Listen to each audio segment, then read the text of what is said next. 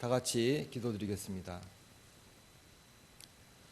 모든 영광과 경배를 받으시기에 합당하신 전능하신 하나님을 찬양합니다. 지난 한 주간도 저희들의 삶 가운데 동행하여 주시고 거룩한 주일 주의 성전에서 예배드리게 하여 주심을 감사드립니다. 신형 코로나 바이러스가 들불처럼 번져나가며 집단 감염 확산의 공포와 불안으로 전 세계가 혼란 속에 빠져 있습니다.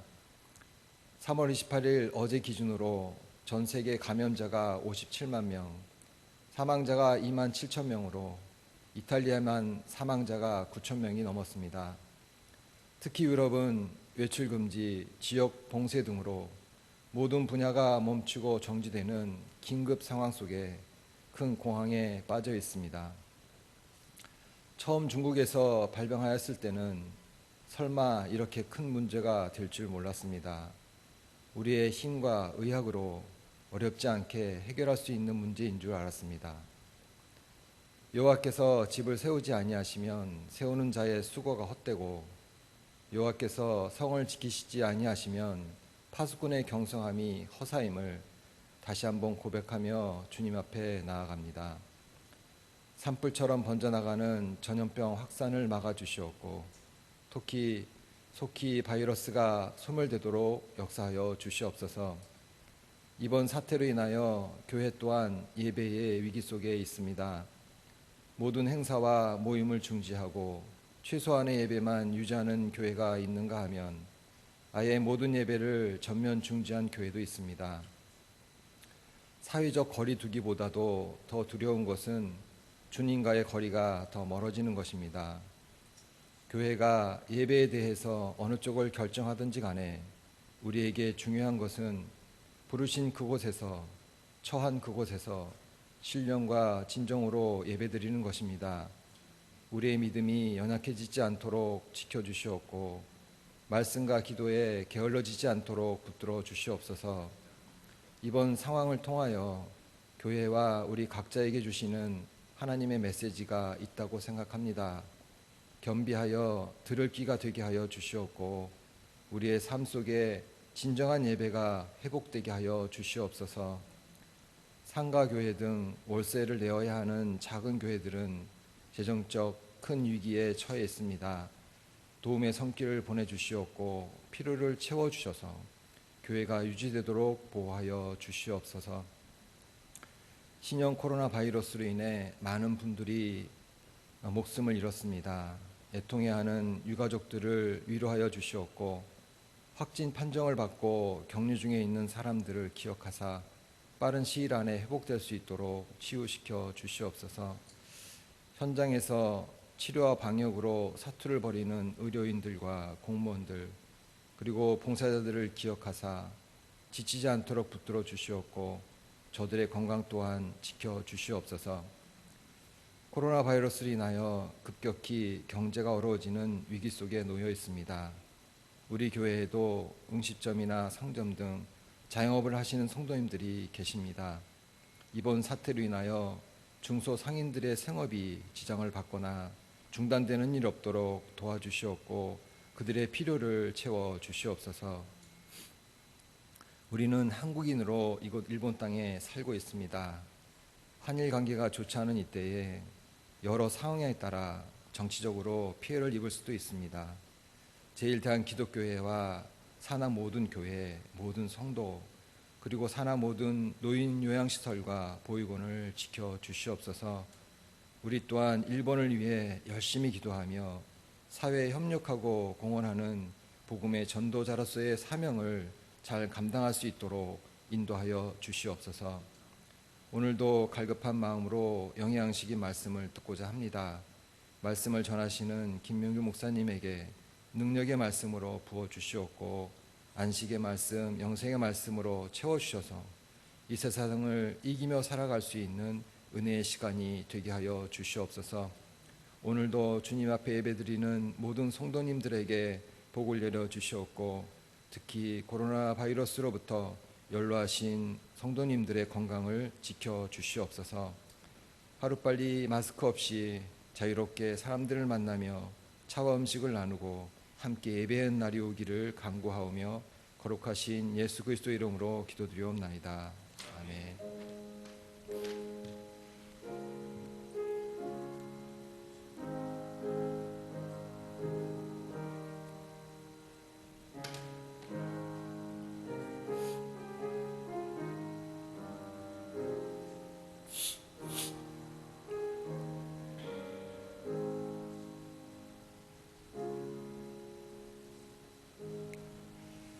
오늘 주신 하나님의 말씀은 욥기 42장 1절에서 6절 말씀입니다. 욥기 42장 1절에서 6절 말씀이 되겠습니다. 구약성경 욥기 42장 1절에서 6절 말씀입니다. 네, 봉독하겠습니다. 욥이 여호와께 대답하여 이르되 주께서는 못하실 일이 없사오며 무슨 계획이든지 못 이루실 것이 없는 줄 아오니 무지한 말로 이치를 가르치는 자가 누구니이까. 나는 깨닫지도 못한 일을 말하였고 스스로 알 수도 없고 헤아리기도 어려운 일을 말하였나이다. 내가 말하겠사오니 주는 들으시고 내가 주께 묻겠사오니 주여 내게 알게 하옵소서. 내가 주께 대하여 귀로 듣기만 하였사오나 이제는 눈으로 주를 배웁나이다. 그러므로 내가 스스로 거두어드리고 티끌과 제 가운데에서 회개하나이다. 아멘. 네, 계속해서 김명규 목사님 나오셔서 그러나 이제는 눈으로라는 제목으로 설교 말씀 전해주시겠습니다.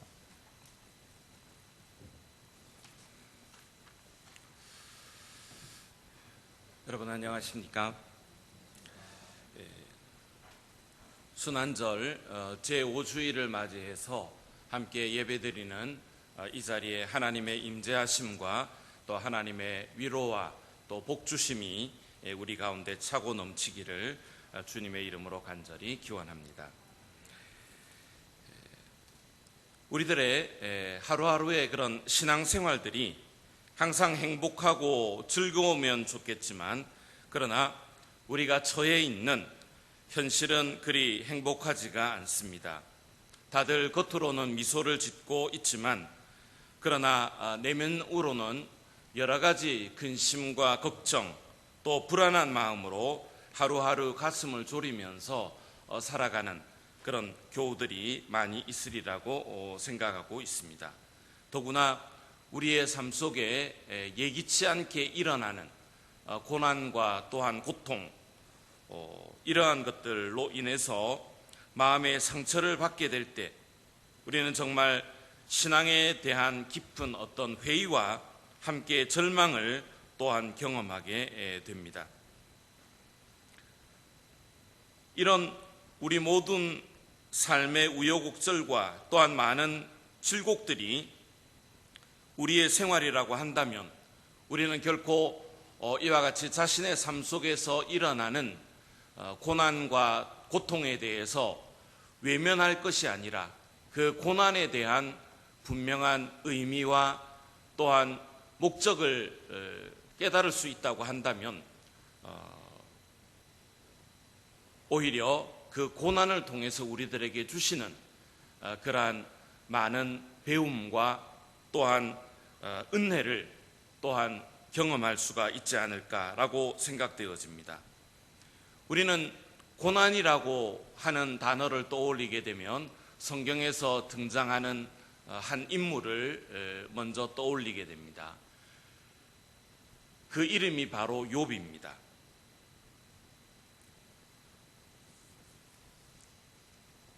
욥에 대한 이야기는 여러분들이 너무나도 잘 알고 계시리라고 생각됩니다. 그는 의로운 사람이었고 하나님 앞에 인정받는 믿음의 사람이었음을 우리는 욥기 초반에 알 수 있습니다.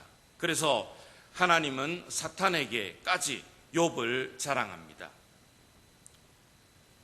1장 8절의 말씀을 보면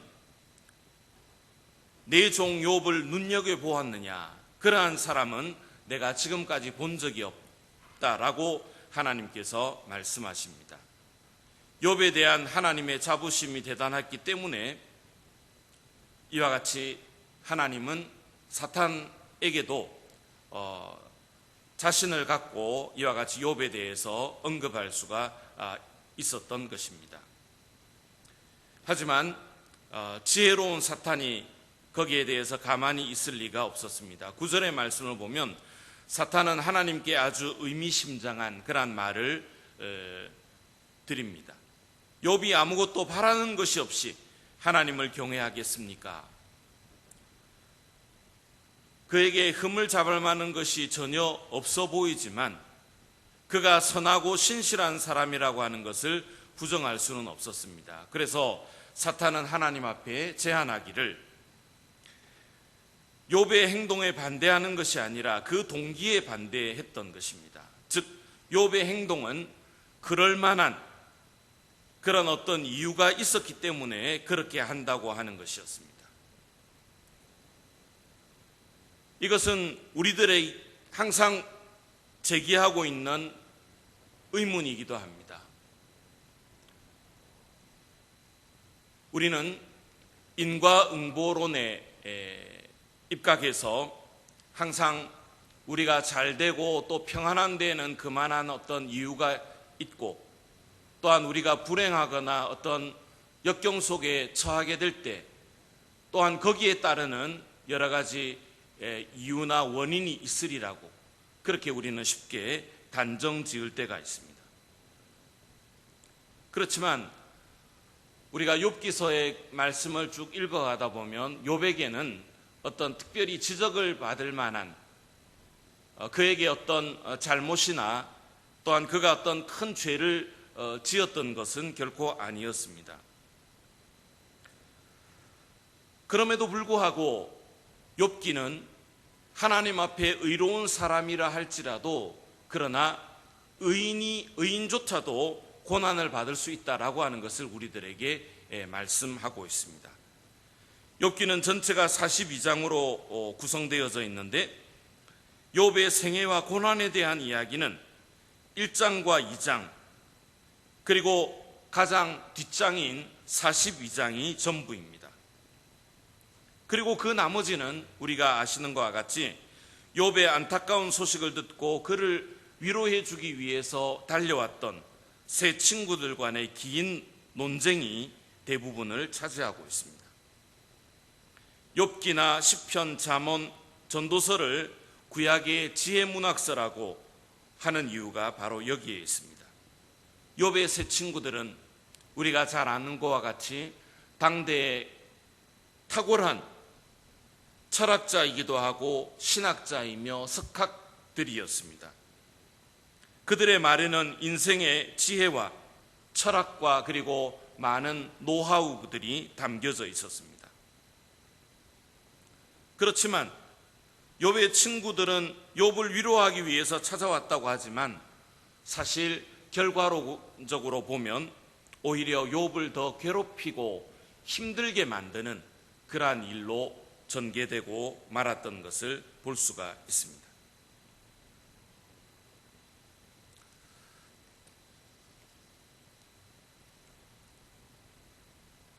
욥의 친구들은 그토록 괴로워하고 힘들어했던 친구의 아픔의 소리에 귀를 기울여 듣는 자세나 또 그를 이해하려고 하는 그러한 마음이 조그만치도 없었습니다. 단지 상대방의 아픔에 대한 예리한 원인 분석만에 몰두해 있는 그러한 변론가의 날카로운 혀만 있었던 것을 볼 수가 있습니다.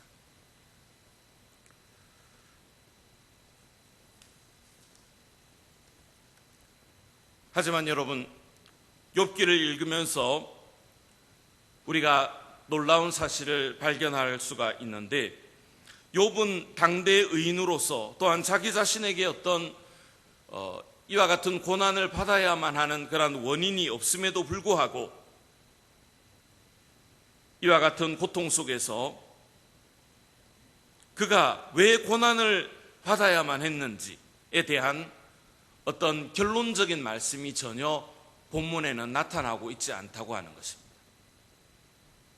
왜 의인이 고난을 받아야 하고 또한 고통 속에 있어야 하는가?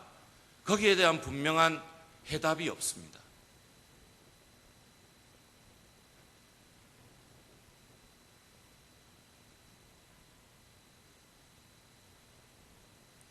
단지 이 욥기서 전체를 통해서 나타나고 있는 하나님의 말씀은 하나님 자신의 크심과 위대하심, 그리고 자신의 전능하심만을 하나님께서는 나타내 보여주고 계십니다. 그것이 38장에서부터 41장까지의 말씀에 나타나고 있는 내용입니다.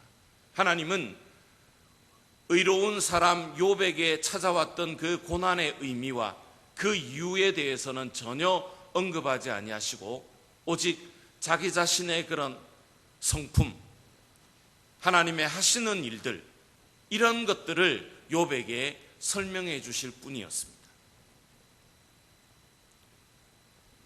그러나 이와 같이 하나님께서 자기 자신의 하나님 되심을 나타내 주심,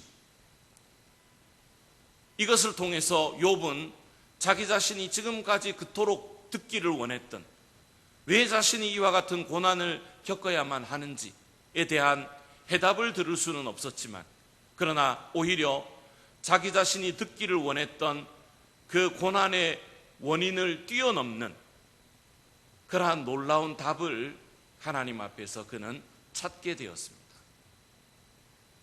그것은 바로 하나님 자신께서 말씀해 주셨던 하나님의 위대하심과 하나님의 크고 놀라우심, 그리고 전지전능하심을 그가 이제야 깨닫게 되었다라고 하는 것입니다. 욥은 지금까지 자기 자신의 그런 어떤 생각의 틀 속에 갇혀 있었습니다. 그렇기 때문에 친구들이 아무리 그를 위로해주고 또한 거기에 대한 변증을 하고자 했지만, 그러나 그것은 끝없는 그런 논쟁으로 이어져 갈 뿐이었습니다. 지금까지 그가 알고 있었던 하나님에 대한 지식과 또한 선조들을 통해서 들어왔던 그런 전통, 이러한 것으로는 결코 고난에 대한 의미와 그 해답을 찾을 수는 없었지만, 그러나 자기 자신에게 나타나셔서 이와 같이 직접적인 하나님의 음성을 들려주심으로써 알 수 있었던 하나님의 하나님 되심을 발견하는 순간, 그는 자기 자신이 지금까지 품고 있었던 고난에 대한 의미나 또한 하나님 자신에 대한 원망, 이러한 것이 다 녹아 내려져 버렸던 것입니다.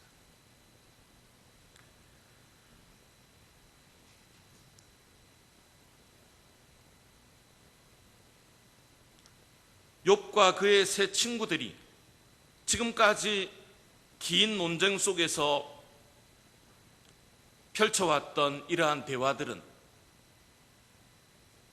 자기 자신들이 지금까지 알고 배워왔던 그러한 틀 속에서의 하나님이었습니다. 이성적이고 또한 어떤 개념 속에 하나님은 반드시 이러한 분이시고 이러한 일을 행하실 것이다 라고 그들은 전통적인 그러한 생각 속에서 사로잡혀 와 있었습니다. 그렇기 때문에 자기 자신들의 이성이나 또한 과학적으로 납득될 수 없는 그러한 일들에 대해서는 지금까지 거부해 왔었습니다.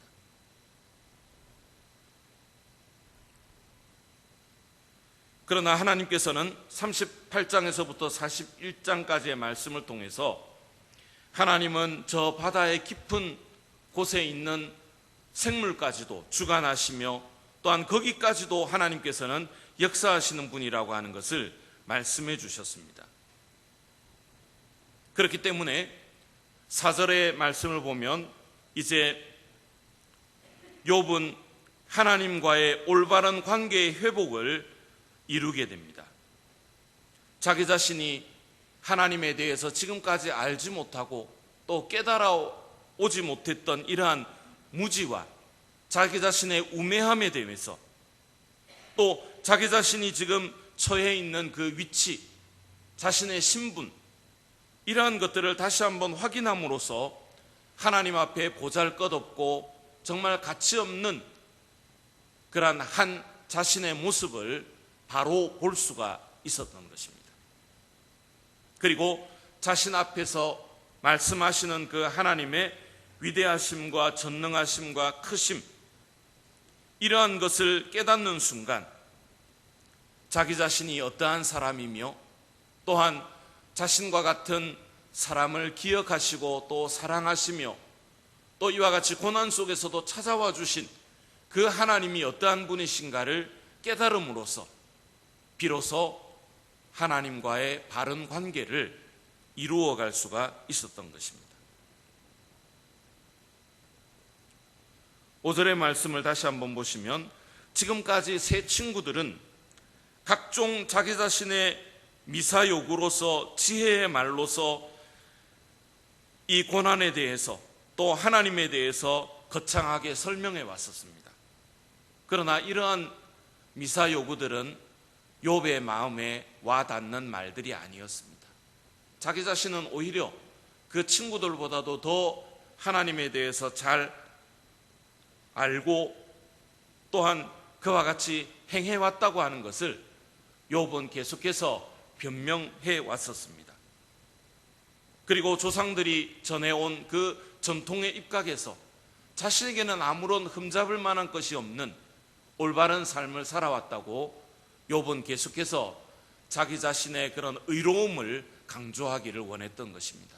그러나 이제 하나님의 직접적인 말씀을 듣고 또 하나님이 어떠한 분이신가를 다시 한번 그가 깊이 체험함으로 말미암아 이제는 눈으로 하나님을 뵙겠습니다 라고 이와 같이 고백할 수가 있었던 것입니다. 귀에서 눈으로 이와 같이 전환되는 것은 어떤 육체적인 그러한 귀에서 눈으로의 의미가 아닙니다.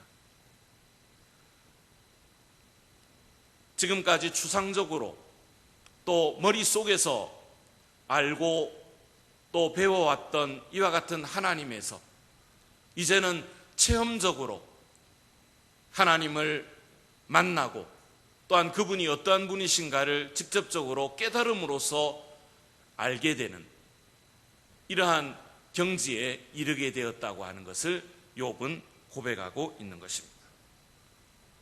그래서 오늘 6절의 말씀을 보면 욥은 하나님 앞에 죄를 뿌리며 철저하게 하나님 앞에 회개하고 있습니다.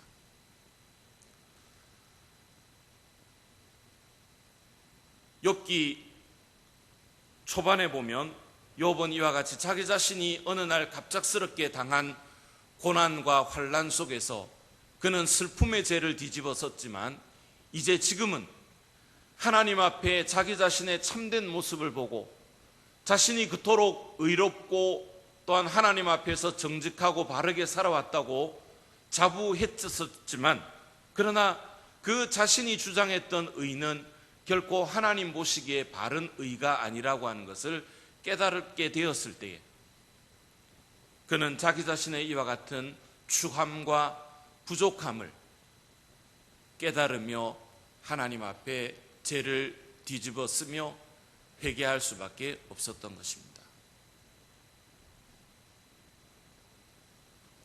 하나님, 제가 지금까지 하나님 앞에 의로운 사람이었고 또 다른 친구들이나 이웃들보다도 바르게 살아왔다고 그렇게 자부했지만 그러나 그 자부함이 얼마나 헛된 것인가를 이제야 깨달았습니다. 저는 감히 하나님 앞에서 자기 자신의 의로움을 내세울 만한 그러한 사람이 아님을 이제 보게 되었습니다 라고 이와 같이 고백할 수 있었던 것입니다.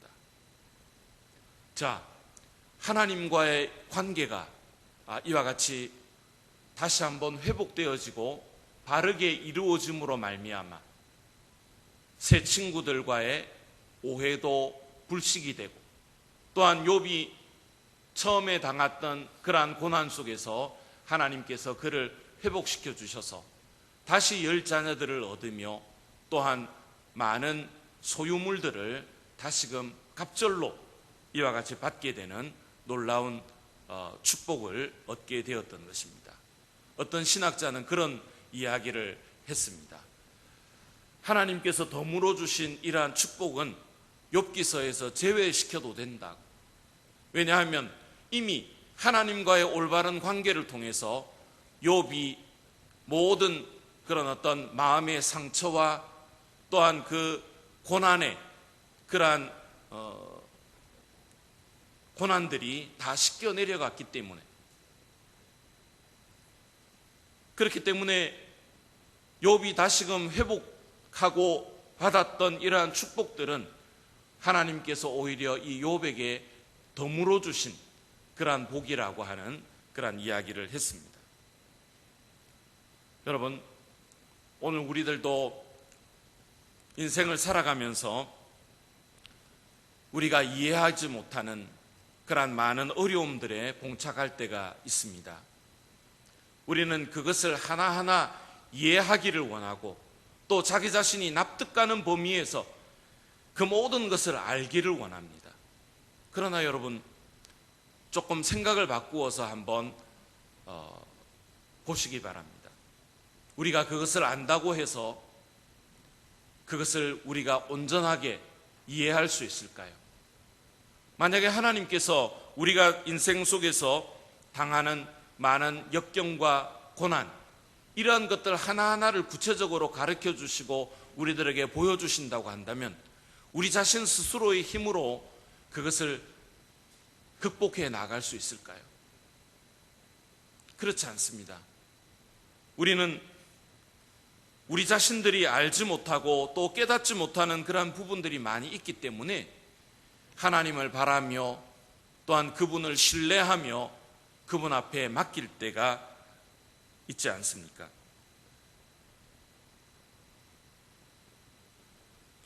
알 수 없기 때문에 우리는 하나님을 더욱더 절실하게 믿기를 원하며, 또한 하나님을 믿기 때문에 우리는 그분 앞에 모든 것을 내어 맡길 수가 있습니다.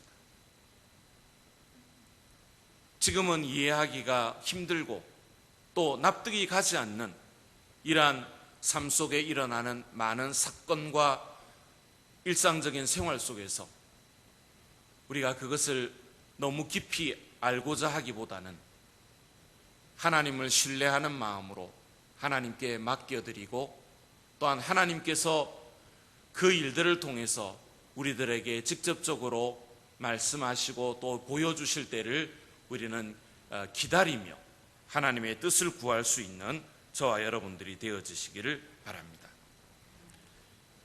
고난 주간을 우리가 함께 보내면서 이와 같이 욥의 고난에서 배우는 그러한 많은 교훈과 또한 말씀들을 통해서 우리 한 사람 한 사람도 다시금 하나님과의 올바른 관계가 회복되어지고, 또한 지금까지 하나님을 의지하지 못하고 또 의심했던 이러한 부분들을 우리가 회개하면서 더욱더 하나님 앞에 전폭적인 신뢰와 또한 믿음으로 나아가는 저와 여러분들이 되어지기를 주의 이름으로 간절히 축원합니다. 기도드리겠습니다.